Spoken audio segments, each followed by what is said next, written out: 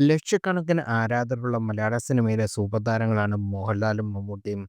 ഇരുവരുടെയും പേരിൽ ഫാൻസ് അസോസിയേഷനുകളും ഉണ്ട്.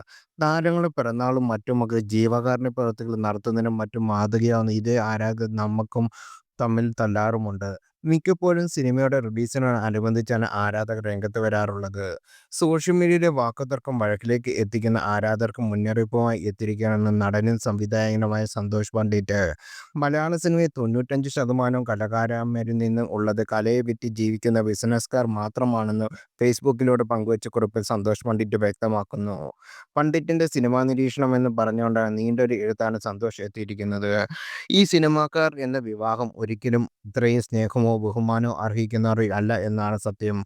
അവർക്ക് നിങ്ങളുടെ പണം ഇഷ്ടമാണ്, നിങ്ങളെ ഇഷ്ടമല്ല എന്നർത്ഥം. സിനിമയിൽ അഭിനയിക്കുക, സംവിധാനം ചെയ്യുക എന്നൊക്കെ അവരുടെ തൊഴിലും മാത്രമാണ്. എന്നാൽ പ്രേക്ഷകർ അവരുടെ സമയവും അവരുടെ ജോലിയും പണവും മൊബൈൽ ഡേറ്റയും കളഞ്ഞ് ഇതെല്ലാം കാണുന്നു. എന്നിട്ട് അവരുടെ ആരാധനയെ അടികൂടുന്നു. എന്തിന്? കുറെ കോടികൾ അവർ ഉണ്ടാക്കിയാൽ അവർക്ക് കൊള്ളാം, നിങ്ങൾക്കെന്ത് ലാഭം? ഇങ്ങനെ കുറെ പാവപ്പെട്ട പ്രേക്ഷകരുടെ പണം കൊണ്ട് പല നടന്മാരും സംവിധായകരും കോടീശ്വരന്മാരാകുന്നു.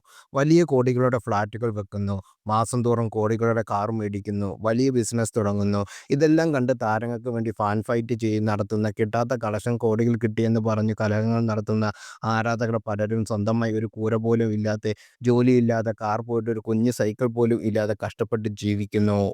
വലിയ സിനിമാക്കാർ പോയിട്ട് ചെറിയ സിനിമാക്കാർ പോലും അവരുടെ മൊബൈൽ നമ്പർ ജനങ്ങൾക്ക് കൊടുക്കാറില്ല. മെസ്സേജ്, കമന്റുകൾ മറുപടി കൊടുക്കാറില്ല. ഫോണിലൂടെ സദാജനങ്ങളുമായി സംവദിക്കാറില്ല. ഫോട്ടോ എടുക്കാറില്ല. എന്തിന്? ഒന്ന് അഭിവാദ്യം പോലും ചെയ്യുന്നില്ല. എന്നിട്ടും വിഡ്ഢികളായ ആരാധകർ അവരുടെ ഭാരം പിടിച്ച് നടത്തുന്നു. ഇനിയെങ്കിലും സിനിമ ഒരു രസത്തിന് വേണ്ടി കണ്ട് ഒഴിവാക്കുക. ഓവർ ഫാൻ ഫൈറ്റ് അവസാനിപ്പിക്കുക.